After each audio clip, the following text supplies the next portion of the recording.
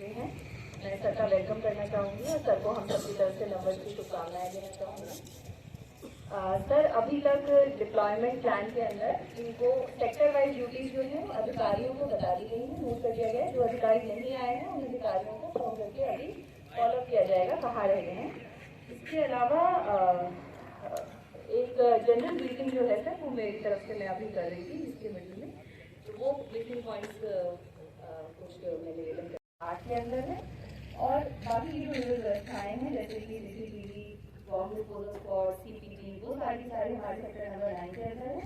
Sector number 10 के अंदर सरवाड़ का अलग से डिप्लॉयमेंट जो हर साल होता है उस तरीके से है सर। और 5 गैरिंग वाला सेक्टर 11 में, सेक्टर 12 के अंदर हमारा रिजर्व का जाता है।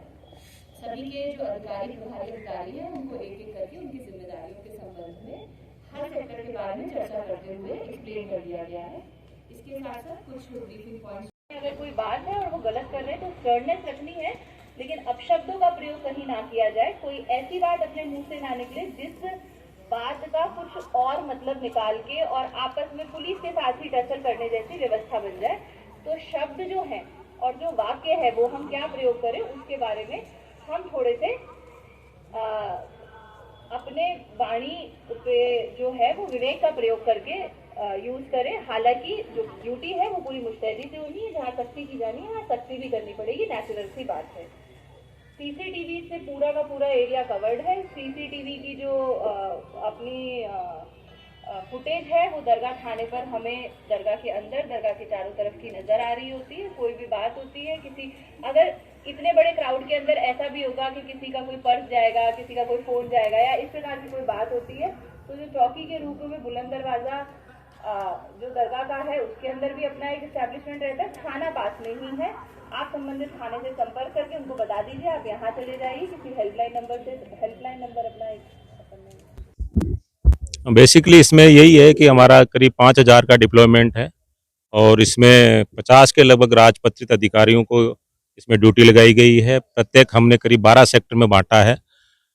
दरगाह का परिसर का अंदर का जो भाग है उसके बारे में अलग सेक्टर बनाए गए हैं, बाहर का आउटर का निजाम गेट से दिल्ली दरवाजे तक, फिर बाद में ट्रैफिक का, गाइड विश्राम स्थली का, टोटल सभी का रेलवे स्टेशन पे सब जगह पर्याप्त डिप्लॉयमेंट किया गया। और प्रत्येक अधिकारी को जो भी सेक्टर प्रभारी हैं उनसे सेपरेट ब्रीफिंग की गई है, उनसे उनकी कोई समस्याएं हैं तो वो पूछी गई है। कोशिश की है कि ज़्यादातर जो पुराने जो अनुभवी अधिकारी हैं जिन्होंने वर्षों तक यहाँ पे ड्यूटियाँ की उन्हीं को तैनात किया गया है ताकि किसी तरह की समस्या नहीं हो। इसी के साथ साथ पुष्कर में भी हमारा एक कार्यक्रम जो चल रहा है 3 दिन का, उसमें भी डिप्लॉयमेंट किए गए हैं। तो ये दोनों ही कार्यक्रम बड़े शांतिपूर्ण संपादित करने के लिए पर्याप्त पुलिस प्रबंध किए गए हैं और जिला प्रशासन की तरफ से पर्याप्त कार्यपालक मजिस्ट्रेट लगाए गए हैं। और जुम्मे की नमाज के दौरान भी आपका नगर निगम द्वारा, ADA द्वारा पर्याप्त व्यवस्थाएं की गई हैं।